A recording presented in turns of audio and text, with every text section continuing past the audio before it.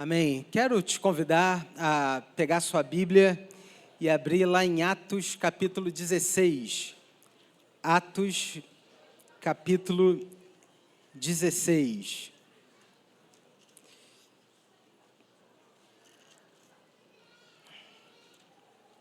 A partir do versículo 16.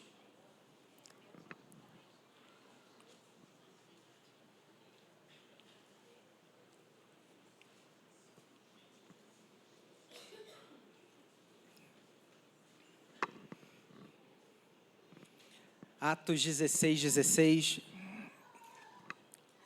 A palavra do Senhor diz assim: Aconteceu que, indo nós para o lugar de oração, nos saiu ao encontro uma jovem possessa de espírito adivinhador, a qual, adivinhando, dava grande lucro aos seus senhores. Seguindo a Paulo e a nós, clamava dizendo: Esses homens são servos do Deus Altíssimo e vos anunciam o caminho da salvação. Isso se repetia por muitos dias. Então Paulo, já indignado, voltando-se, disse ao Espírito: Em nome de Jesus Cristo eu te mando, retira-te dela. E ele na mesma hora saiu. Vendo os seus senhores que se lhes desfizera a esperança de lucro, agarrando em Paulo e Silas, o arrastaram para a praça, à presença das autoridades, e levando-os aos pretores, disseram: Esses homens, sendo judeus, perturbam a nossa cidade, propagando costumes que não podemos receber nem praticar, porque somos romanos. Levantou-se a multidão unida contra eles, e os pretores, rasgando-lhes as vestes, mandaram açoitá-los com varas. E depois de lhes darem muitos açoites, os lançaram no cárcere, ordenando ao carcereiro que os guardasse com toda a segurança. Este, recebendo tal ordem, levou-os para o cárcere interior e lhes prendeu os pés no tronco. Por volta da meia-noite, Paulo e Silas oravam e cantavam louvores a Deus, e os demais companheiros de prisão escutavam. De repente, sobreveio tamanho terremoto que sacudiu os alicerces da prisão, abriram-se todas as portas e soltaram-se as cadeias de todos. O carcereiro despertou do sono, e vendo abertas as portas do cárcere, puxando a espada, ia suicidar-se, supondo que os presos tivessem fugido. Mas Paulo bradou em alta voz: Não te faças mal nenhum, que todos aqui estamos.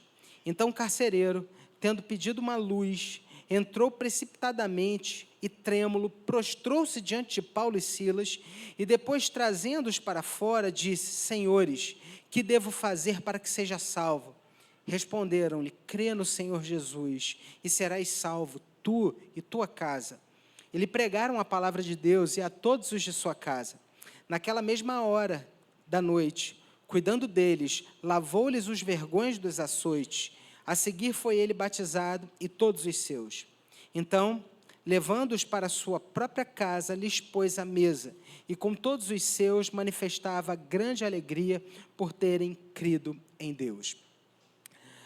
A gente está aqui diante de uma história que traz para a gente uma verdade na qual, em algum momento, nós nos depararemos. A vida, muitas vezes, sai do controle. E a vida sai do controle de tal maneira a ponto de tirar o nosso chão. Você já se viu totalmente sem chão? Totalmente com medo? Estou vendo aqui uma amiga muito querida, Simone, que amiga lá do Rio de Janeiro, a gente cresceu junto na UPA, na UMP, e me fez lembrar a história de um amigo nosso em comum. Eu tinha um amigo lá no Rio de Janeiro, ele era policial da CORE, ele era policial civil da CORE. A CORE é o batalhão de polícia especial, e ele tinha uma particularidade: ele não era somente um policial da CORE, ele era eu vou usar uma expressão aqui muito carioca, não sei se você entende isso, mas ele era piloto do caveirão. Você sabe o que é caveirão? Sabe? Espero que não tenha caveirão aqui nessa, não precisa disso, não tem, né? Beleza. O caveirão é aquele blindado que sobe as favelas. E ele era o motorista.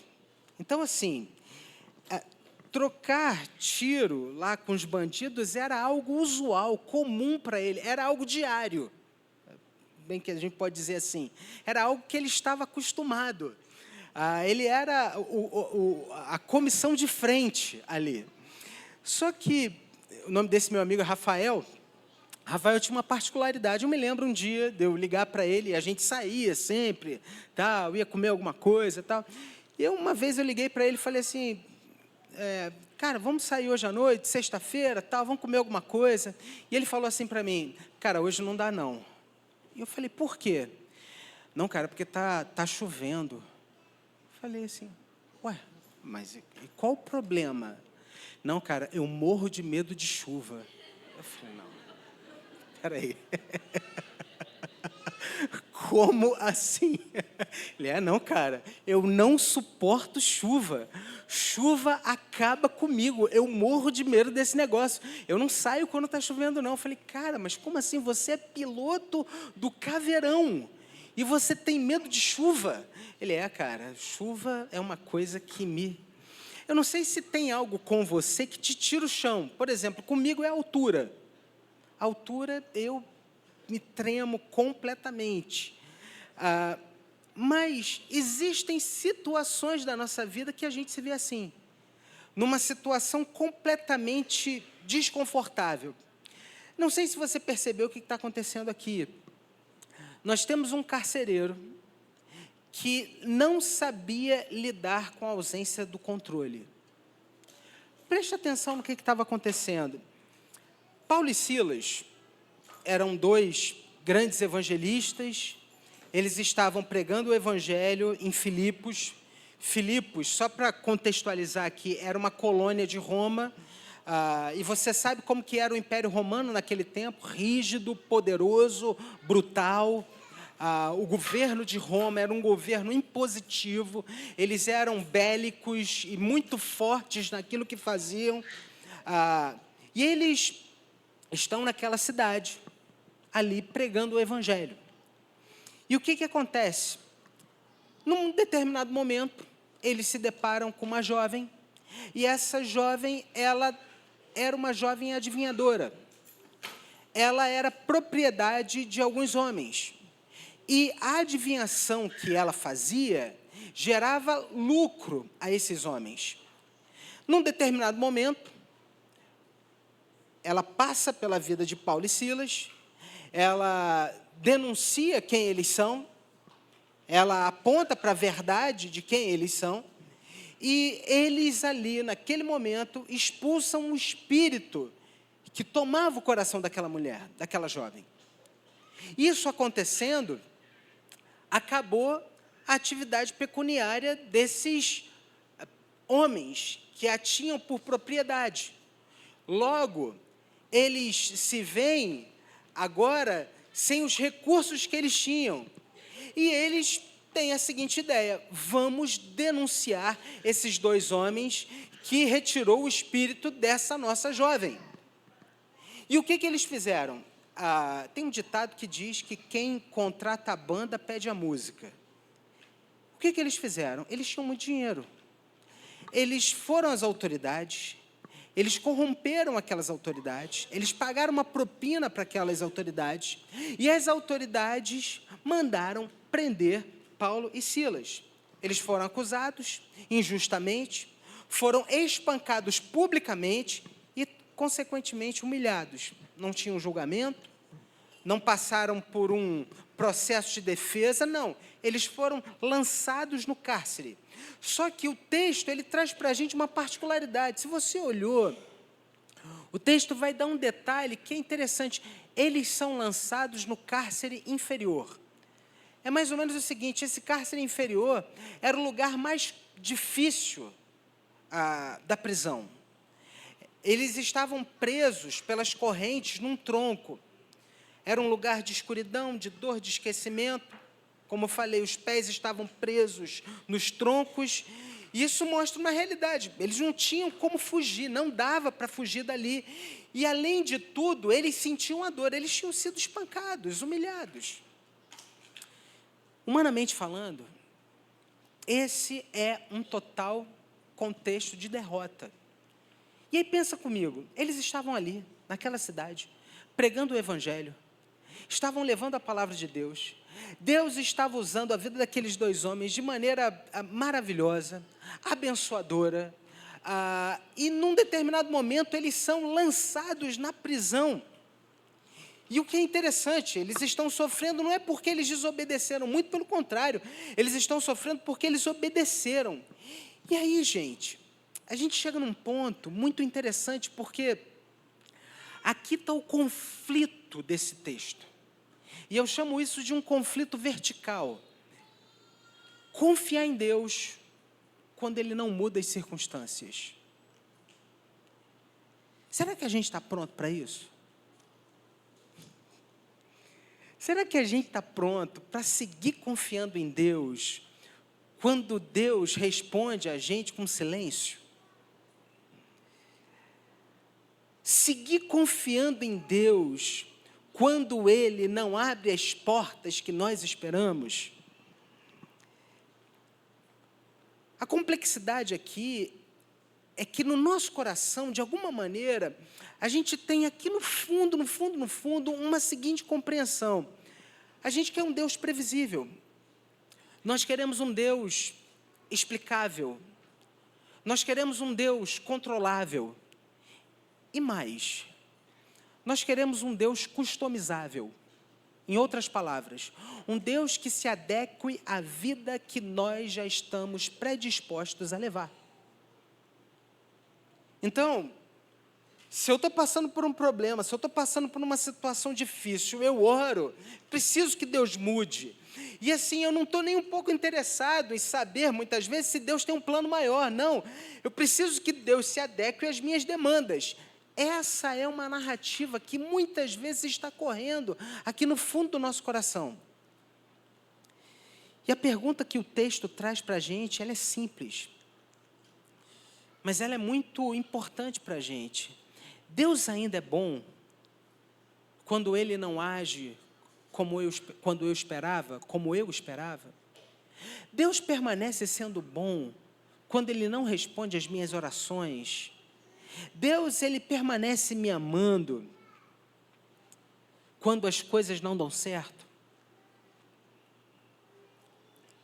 Se você olhar para o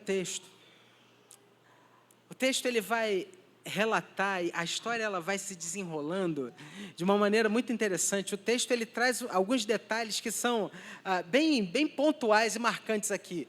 À meia-noite, Paulo e Silas, eles não murmuravam, Paulo e Silas não estavam reclamando, Paulo e Silas não estavam chorando, Paulo e Silas não estavam falando mal dos outros discípulos, dos outros apóstolos, não. O texto diz que eles estavam cantando. Rapaz, isso daqui é aquela coisa que a gente só consegue viver pela fé, né? Foram lançados injustamente na prisão, apanharam, foram humilhados. E agora, meia-noite, eles estavam cantando, louvando. Isso daí revela que esse conflito já estava muito bem resolvido no coração deles. Porque, tecnicamente falando, eles estavam presos por fora. Eles estavam acorrentados por fora. Mas aqui no coração, eles estavam livres. Aqui no coração, eles estavam libertos. Eles estavam leves. Eles entendiam uma verdade muito maior. Porque, guarde isso, é possível você estar livre, humanamente falando, mas estar preso. E é possível você estar preso, mas aqui dentro, experimentando de uma grande liberdade e de uma certeza muito maior. O texto, ele traz para a gente essa verdade de que, sim, é fato, nem sempre Deus nos leva por caminhos que nós esperamos. Nem sempre Deus conduz a nossa vida da maneira como nós planejamos. Nem sempre as coisas mais confortáveis e mais legais acontecem com a gente. Sim, o desemprego acontece. Sim, a doença muitas vezes bate à nossa porta. Sim, muitas vezes nós somos julgados de maneira injusta e equivocada. É verdade. Mas nós podemos nos apegar a uma verdade maior. Apesar do cerceamento, apesar das limitações, nós podemos experimentar uma liberdade que vem do coração e que só o Senhor pode trazer para a gente. A gente está aqui ao longo desse mês, e hoje é a última mensagem dessa série, onde a gente está falando sobre graça para começar. E eu queria desafiar você, se você puder, entrar no YouTube da igreja e assistir as outras mensagens que a gente falou desde o primeiro domingo de janeiro. E esse texto, ele vai trazer para a gente uma verdade. É que, apesar das nossas prisões externas, a gente pode experimentar uma liberdade interior. Se você reparar, o problema desse texto é um problema vivido nos dias de hoje. Porque, em muitos momentos, a vida, ela não corre como a gente esperava. E quando as coisas dão errado, como que muitas pessoas reagem? Muitas pessoas entram em pânico. A ansiedade, ela toma lugar. A confiança fica para trás. Outros tentam trazer para si o controle. E controlar a vida é algo muito complexo, porque é como se tentar segurar um punhado de areia nas mãos.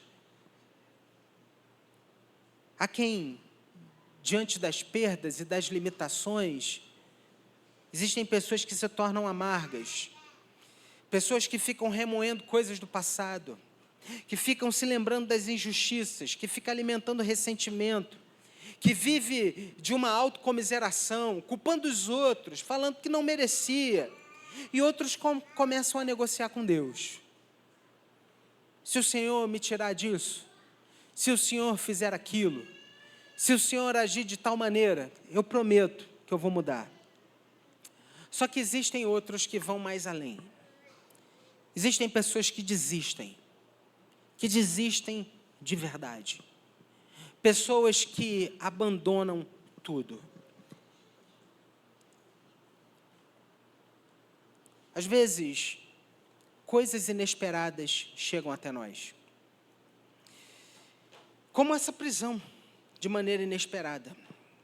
E a grande questão é, como que nós agimos, como que nós lidamos com os inesperados da vida? E quando nós somos colocados numa situação de injustiça, como Paulo e Silas foram colocados. Se você olhar para esse texto, há algo muito interessante que acontece aqui. Porque, diante dessa posição na qual eles estavam, Deus começa a agir. Deus entra, intervém nessa história e começa a fazer algo novo e diferente. E a primeira coisa que a gente pode perceber dessa história é que a graça de Deus, ela age e ela nos encontra antes mesmo que as circunstâncias mudem.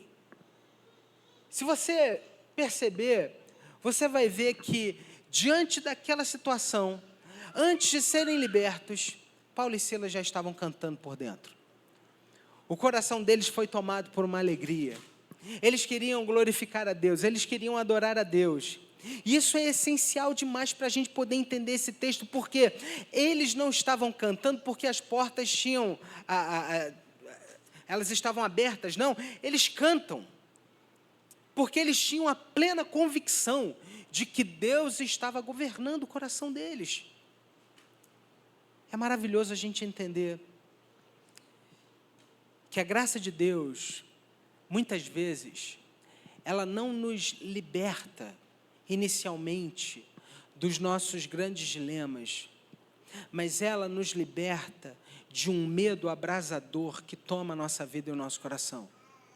Quando essa graça age, trazendo a gente a perspectiva de que não somos nós que estamos no controle, mas Ele está governando todas as coisas. A graça de Deus, ela age primeiro no coração e não no cenário. E eu queria perguntar a você, hoje, diante das limitações, diante dos desafios, você tem percebido, você tem enxergado um movimento de Deus na sua vida, agindo de maneira graciosa.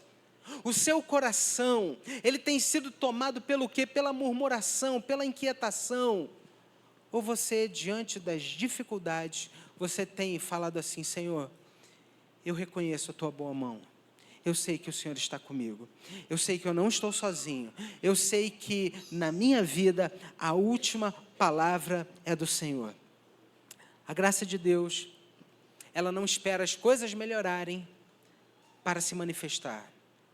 A graça de Deus, ela sustenta a nossa fé enquanto as coisas não melhoram. E é isso que eu queria que você guardasse hoje, meu irmão e minha irmã. Que Deus, ele tem, de fato e de verdade, sustentado a sua vida. E o texto, ele vai ensinar para a gente algo muito importante, que Deus, ele está mais comprometido em nos formar do que em nos confortar. Deus está lapidando os nossos corações. Deus está nos preparando para o que vem diante de nós. Deus está purificando a nossa vida, lapidando a nossa fé. Ele muitas vezes permite que a gente passe por provações, para que o nosso coração possa ser depurado como ouro. E eu não quero aqui, por favor, de maneira alguma, falar mal de igrejas que a gente tem na nossa cidade, mas eu quero dizer a você que é muito comum, nos tempos que a gente vive, a gente ouvir um evangelho que fala: olha, vai dar tudo certo. Se você está em Cristo, você não é cauda, você é cabeça.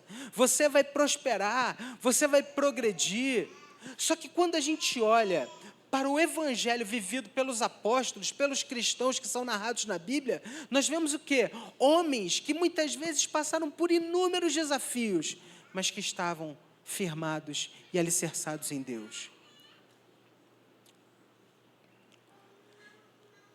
Vou te dizer algo muito impopular, mas algo que a gente só pode viver pela fé. Às vezes o lugar mais seguro para você é o olho do furacão com Deus. E às vezes é no olho do furacão que a nossa fé, que a nossa vida, que o nosso coração é lapidado. E é ali que a gente cresce. E é ali que a nossa fé é trabalhada. Sabe, eu vejo na vida de muitos de vocês, Deus fazendo um movimento. Deus tirando vocês da inércia. Deus tirando vocês de uma posição confortável, para que vocês aprendam que é caminhando pela fé que nós vivemos essa vida com Deus, essa caminhada com Jesus. O texto, ele mostra para a gente uma segunda lição muito importante. É que a graça de Deus transforma sofrimento em testemunho. A graça de Deus transforma sofrimento em testemunho. Porque quando a graça de Deus governa o coração, até a dor se torna um palco, onde a mensagem é pregada e proclamada.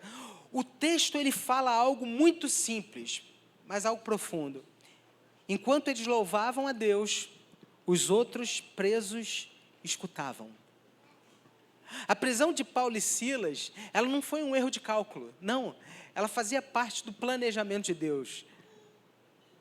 Naquele momento, ali naquela prisão, a prisão daqueles dois homens serviu de testemunho, porque eles não estavam tentando impressionar ninguém, eles estavam simplesmente vivendo diante de Deus.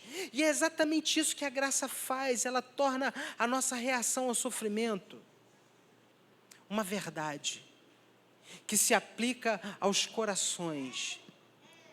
E muitas vezes, Deus, ele não nos tira do sofrimento imediatamente, mas ele nos faz passar pelas provações de uma maneira completamente diferente. E sabe o que acontece? Quando nós que estamos alicerçados em Cristo, passamos pela provação, firmados no Senhor, o mundo percebe. As pessoas entendem a diferença.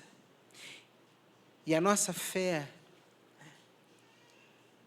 e a verdade de Deus, ela é propagada e ela alcança mais e mais corações. Deixa eu te perguntar uma coisa. Você sabia que os desafios que você tem enfrentado podem ser uma plataforma, um lugar, uma ferramenta, um instrumento de Deus para que Ele abençoe pessoas que estão próximas a você?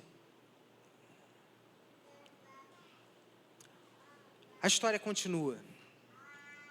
E se em primeiro lugar a gente pode dizer que a graça de Deus nos encontra antes que as circunstâncias mudem, se em segundo lugar a gente pode dizer que a graça de Deus transforma o sofrimento em testemunho, a gente pode entender também, em terceiro lugar, que essa graça maravilhosa de Deus, ela vem para abalar as nossas falsas seguranças, para nos trazer salvação.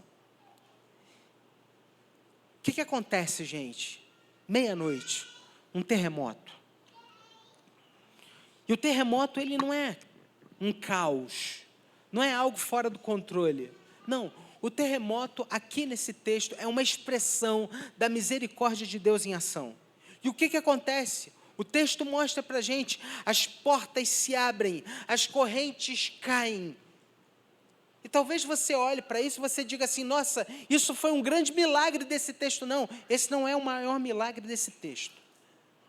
Se você perceber, o carcereiro, que era um homem acostumado a manter tudo em ordem, e lembre-se, ele não era um carcereiro qualquer, ele era um carcereiro do Império Romano, conhecido pela sua grande ação bélica, conhecido por ser implacável. Aquele carcereiro, acostumado a manter tudo sob controle, ele entra em desespero. Por quê? Ele vê a sua honra em xeque. Ele vê o seu trabalho em xeque. Ele vê a sua identidade. Tudo para ele desmoronou. E o que ele faz? Ele pensa em tirar a sua própria vida. Gente, guardem uma coisa. Às vezes Deus destrói aquilo que a gente confia, para nos salvar de nós mesmos. Às vezes Deus tira da gente o nosso lugar de conforto, o nosso lugar seguro, para que a gente entenda que a nossa segurança não está em nós, está no Senhor. Eu gosto muito de uma história. A história de uma mamãe pássaro. Não sei se você conhece essa história. Certa vez uma mamãe pássaro, ela estava numa floresta e ela achou uma linda árvore, onde ela começou a construir um ninhozinho para o seu filhote. E ali ela construiu o seu ninho, e de repente, no dia seguinte, de manhã bem cedo, um lenhador chega até aquela árvore e com um machado começa a dar grandes machadadas naquela árvore. E ela fala, meu Deus, o que é isso? E ela pega o seu ninho e leva para uma outra árvore. E ali ela começa a reconstruir a sua jornada. No dia seguinte, o mesmo lenhador, de manhã cedo, começa com seu machado a dar machadadas naquela árvore. E aquela mamãe pássaro desesperada, ela pega o seu ninho e vai para uma outra árvore. No dia seguinte, algo acontece. De manhã bem cedo, ela é surpreendida pelo mesmo lenhador, batendo com seu machado na árvore. E ela olha para tudo aquilo e diz assim, que isso, de novo? De novo? E ela decide fazer a seguinte coisa. Ela olha ao largo e ela vê no alto de uma montanha uma rocha alta. E ali naquela rocha mais alta, ela constrói o seu ninho. E ali o seu pássaro, o seu filhote se vê seguro. Guarde uma coisa. Em muitos momentos da nossa vida, as nossas seguranças, os nossos lugares de tranquilidade, eles se desmoronarão. Sua beleza, talvez o seu sucesso, o seu trabalho. Mas guarda uma coisa, existe uma torre alta, uma rocha mais alta, aonde a gente pode fazer a nossa vida e encontrarmos segurança. Quando todas os outros lugares caírem, essa rocha permanecerá. E essa rocha se chama Jesus Cristo. É sobre Ele que você pode e deve construir a sua vida. É sobre Ele que você precisa colocar a sua esperança e a sua confiança. Ele é a rocha mais alta que eu e você tanto precisamos. A graça de Deus, ela abala as nossas falsas seguranças, para justamente nos salvar.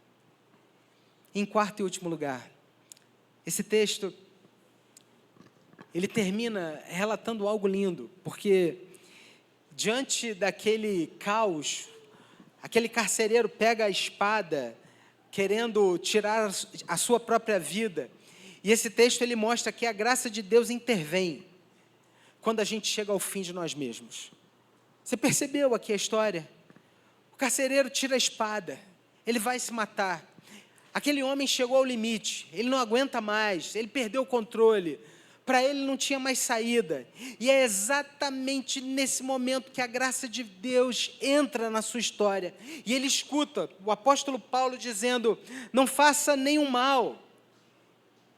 E o carcereiro, ele pergunta, o que eu devo fazer para ser salvo? Gente, isso é expressão de quê? Isso é a expressão de um coração quebrantado, de um homem que entendeu que algo novo e diferente estava acontecendo na sua vida. O que eu posso fazer para ser salvo? A resposta daqueles dois homens de Deus é uma resposta muito diferente das respostas que a gente escuta hoje por aí. Porque geralmente as respostas que a gente escuta olha, dá o seu melhor, dá o seu dinheiro, performe, faça coisas exponenciais, maravilhosas. Só que não é isso que ele ouve. O que ele escuta daqueles dois homens creia no Senhor Jesus e será salvo você e a sua casa. Gente, a graça de Deus, ela alcançou aquele homem. Aquele homem é transformado, ele é tocado, ele é redimido. E eles saem dali para ir para a casa daquele homem. E a sua família é batizada. A sua casa é transformada. E aquele carcereiro começa a limpar as feridas de Paulo e Silas. Olha aqui para mim. Muitas vezes, nós olhamos para as portas fechadas da nossa vida, para as injustiças que nós sofremos, para as coisas que nós perdemos, e dizemos algumas coisas, tudo acabou, eu estou sendo injustiçado, o que será de mim? Só que, quando a gente entende que nós somos, como o texto que lemos hoje aqui, filhos amados do Pai, amados por Deus em Cristo Jesus, nós temos uma nova perspectiva e um novo olhar para aquilo que sai do nosso controle. Talvez você olhe hoje para a sua vida e você veja coisas escorrendo pelos seus dedos, coisas que você já controlou tão bem e que hoje você não consegue controlar mais. E é nesse momento que Deus entra na nossa vida para dizer que a graça dele é maior, que ele está presente quando tudo sai errado e que nós não somos aquilo que acontece conosco, aquilo que perdemos ou ganhamos. Nós somos aquilo que Deus em Cristo diz que nós somos. Você crê em Jesus? Você pode dizer assim, eu creio em Jesus, como meu Senhor, como meu Salvador.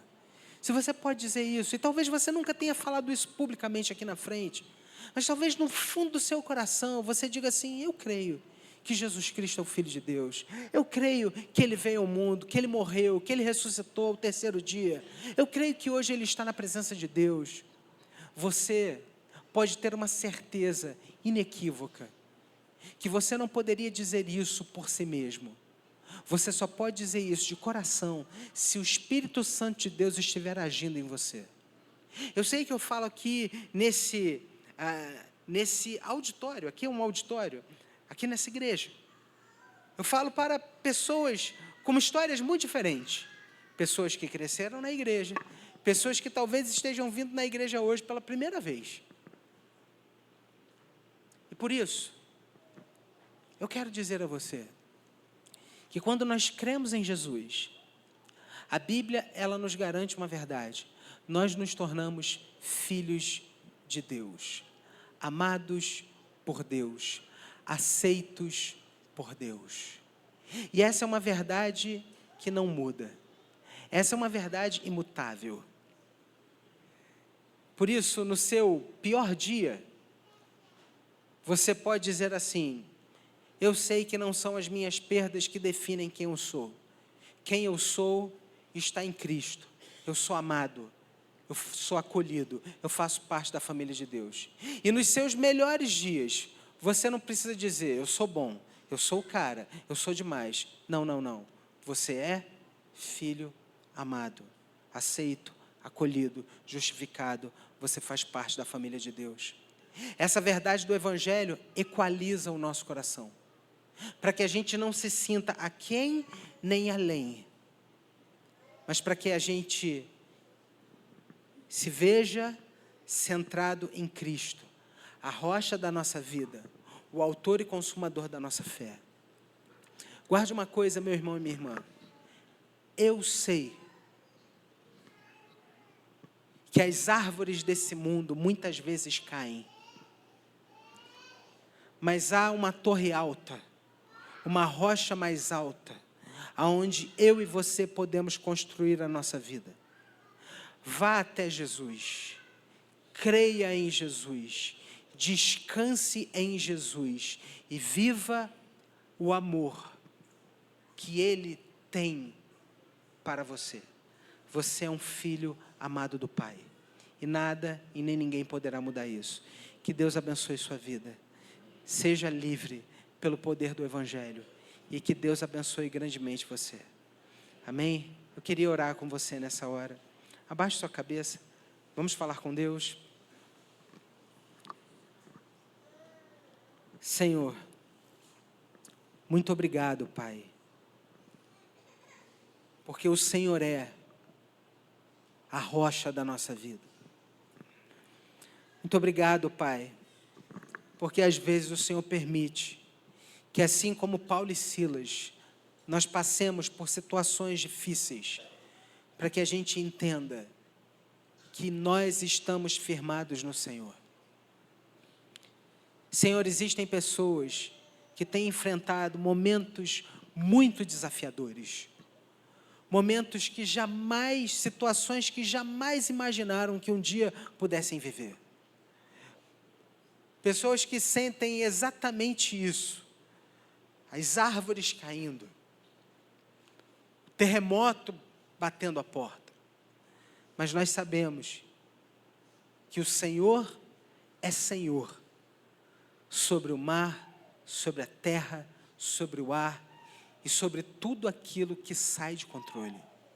Ó Deus, que nessa noite nós possamos descansar na rocha que é Jesus.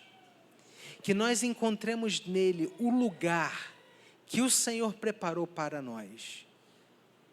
Que nós possamos dizer que Jesus é a nossa casa, é a nossa rocha, é o lugar onde nós viveremos daqui por diante. E se porventura, Pai, alguém aqui entre nós enfrentando um momento extremamente difícil, que hoje seja o dia dessa pessoa entender que ela é amada, que ela é aceita, que ela é filha, filho do Senhor, e que nada poderá mudar isso. Muito obrigado, Pai. Obrigado porque em Cristo Jesus o Senhor nos ama e nos segura quando as rochas desse mundo tremem, quando as árvores desse mundo se abalam. O Senhor permanece sendo a rocha da nossa vida e da nossa existência. Obrigado, Pai, em nome de Jesus. Obrigado por essa graça para nós continuarmos. É a oração que nós fazemos em nome de Jesus. amém e amém. Louvado seja Deus. Ainda como ato de culto, eu queria chamar aqui à frente, nesse momento, os nossos adolescentes e a equipe dos nossos adolescentes que estará nessa quarta-feira indo para o NAUPA. Eu queria chamar todos eles aqui à frente. Eu queria que a gente pudesse orar como família da fé, como igreja do Senhor, por esses nossos adolescentes, porque eles estarão representando a nossa igreja, aonde? É na Bahia? Em São Paulo, em Sumaré, e a gente vai orar aqui pela viagem que eles vão fazer. Nós vamos pedir a bênção do Senhor sobre a vida desses nossos adolescentes que vão subir aqui em cima, aqui no púlpito. Isso. Tá, isso. A gente tem aqui a Ana Flávia, que já não é mais adolescente, mas que vai como anjo, né? Eles chamam de anjo. Pode vir aqui também, Ana Flávia já está aqui já, beleza. Isso, coisa boa. Vamos ficar de pé, irmãos? A gente vai orar pelos nossos adolescentes. Eu queria chamar a Érica também. Érica, vem aqui, por favor. Isso, cadê a Érica? Vem, Érica.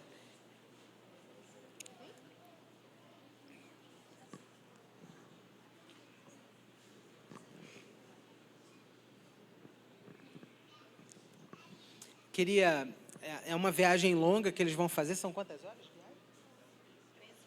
13 horas de viagem. Vai ter muito papo nesse ônibus, coisa boa. A gente vai orar por eles. Eu queria, com um gesto muito simples, que você pudesse estender uma das suas mãos sobre esses nossos adolescentes nesse momento. Pai, nós queremos pedir a Tua bênção sobre essa caravana, Pai, da nossa igreja. Adolescentes que vão sair daqui para esse congresso nacional de adolescentes, que vai acontecer lá em São Paulo. Que o Senhor guarde esse ônibus, que o Senhor guarde esse motorista, que o Senhor guarde os nossos adolescentes, que eles possam voltar alimentados, fortalecidos pelo Senhor, que eles possam, ó Deus, voltar com muitas coisas boas em seus corações e que eles sejam uma bênção por onde quer que o Senhor os enviar. Muito obrigado, Pai, abençoe os líderes dessa caravana, guarda, Senhor, a cada um e que o Senhor os cubra com o Teu poder e com a Tua graça. É a oração que nós te fazemos com gratidão no nosso coração, em nome de Jesus, amém. Amém. Que Deus abençoe vocês, que vocês sejam uma bênção lá nesse retiro. Podem ficar aqui. Vamos terminar o culto recebendo a bênção do Senhor nesse momento. Abaixe sua cabeça. Pai, muito obrigado por esse tempo aqui juntos, por essa noite. Agora despede-nos, Senhor, em paz para os nossos lares. É o nosso pedido que te fazemos em nome de Jesus. Amém. E que a graça do nosso Senhor e Salvador Jesus Cristo, que o amor de Deus, o nosso todo-poderoso Pai, e que as ricas consolações e o Santo Espírito de Deus estejam com você, meu irmão e minha irmã, e com todo o povo de Deus, com todo o Israel de Deus, espalhado por toda a face da terra, desde agora e para todo sempre.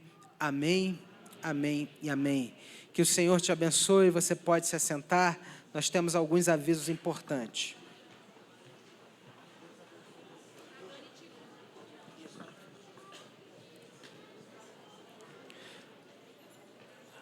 Só mais uns minutinhos da atenção, irmãos. Chegou aqui em minha mão o nome de uma visitante.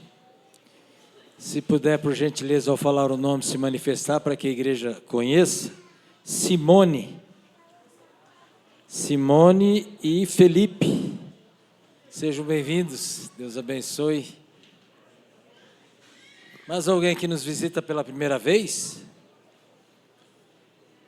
Nathalie. É a primeira vez? Primeira vez? Mais ou menos. Seja bem-vindo. Deus abençoe. Irmãos, alguns avisos. O primeiro deles é que no próximo dia 15 de fevereiro é retiro nosso de carnaval. Então, vai ter atividade aqui na igreja só no período da manhã, às 8h30, tá? Então, agende isso aí, vai estar sendo anunciado no boletim.